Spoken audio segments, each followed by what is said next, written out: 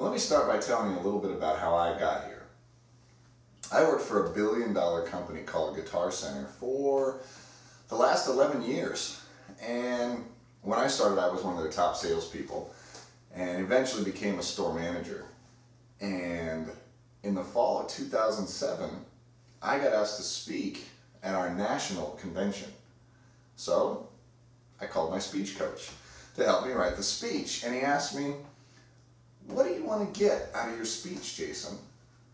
And I said, "What do you mean?" And he says, "Let me ask you this. Why did you sign up for this speech?" And I said, "Well, that's easy. All the top managers of Guitar Center are going to be there. I want a chance to show them that I'm ready for a big opportunity." And he said, "Great. Let's write a speech that says that." So we went to work. And a few weeks later, I gave my big speech and received a huge round of applause. Not only that, when I walked off stage, the executive vice president threw his arms around me and said, "Wow, God, you really just knocked it out of the park." Now's when it gets really good. 4 days later, I get a call from my boss. You won't believe what he says. "How would you like to run the biggest music store in the world?" Not an easy offer to walk away from. And a week later, I became the general manager of the legendary Hollywood Guitar Center. And I have a 20-minute speech to thank for it. In my entire life, I have never seen such a positive result from my efforts. You know, all my life, I wanted to be great at something. When I was younger, it was professional skateboarding. And then I realized I wasn't very good. You know, I was good at playing the drums though. And for the better part of a decade, I actually chased the dream of being a rock star. I even covered myself in tattoos, just so I looked the part. I think what I was really chasing was just the chance to affect people. I realized what I really wanted was to make a difference. And that was the day I became a speaker. And then I realized it probably would have been easier to be a rock star. Speaking was not going to be easy, and I needed help. Well, I did some research, and I found out all about a man named Bill Gove. That he was the father of the professional speaking industry. And that if I attended the Bill Gove speech workshop, it would be like getting rock star lessons from the Rolling Stones. I went. And I was humbled. I learned things like make a point, tell a story. I learned how to use geographical transitions. I learned the little note card trick that has saved hundreds of speakers that froze on stage.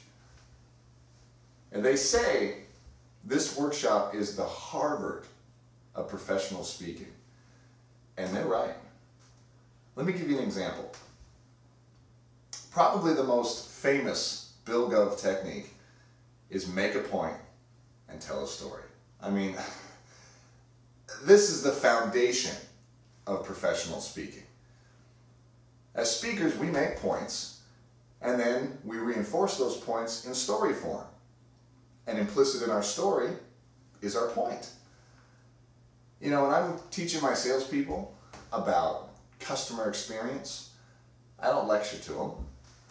I just tell them about my friend Jeff. You see, Jeff's out buying a car one day, and he meets Alex, a gem of a sales guy. Jeff liked Alex so much, he went back 2 weeks later and bought another car from him. 2 cars in 2 weeks. This guy's gotta be good. Well, they're in the office doing the paperwork on the second purchase. Jeff leans forward to Alex and says, Alex, what's your secret? Alex says, what do you mean? Don't give me that. You just sold me 2 cars in 2 weeks. I manage a team of salespeople. Give me a little piece of magic I can take back to him. And Alex, he didn't answer. Just leaned back in his chair thinking. Finally, he says, Jeff, how much do you think the average Harvard professor makes in a year to teach? I said, I don't know, 150, maybe 200 grand? We all agree to that? Yeah, you're probably right. How much, Jeff, do you think Michael Jackson made his best year? I says, I wouldn't even begin to, millions. Yeah, I think it was about 60 million. Jeff,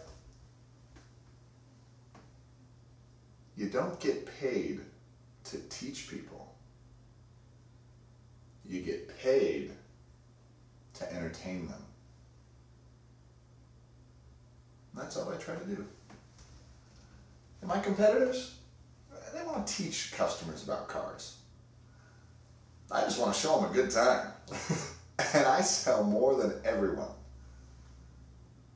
Another great example that I learned at the speech workshop is called spacing. And spacing is the idea that as speakers, everything we say is important, or at least it should be. But some things are more important than others.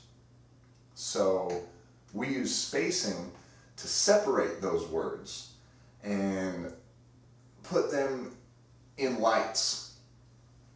Give our audience the chance to digest them. I'll give you an example. I manage a team of musician salespeople. And a few weeks ago, I'm giving a talk, and I say, guys, here's an idea.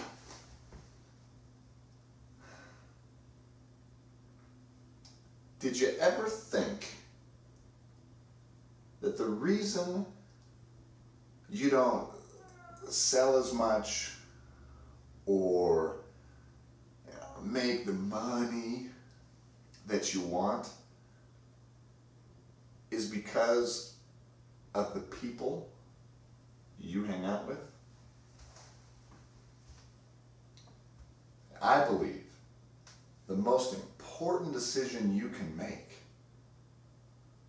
is who you spend your time with. Because who you spend your time with is who you become.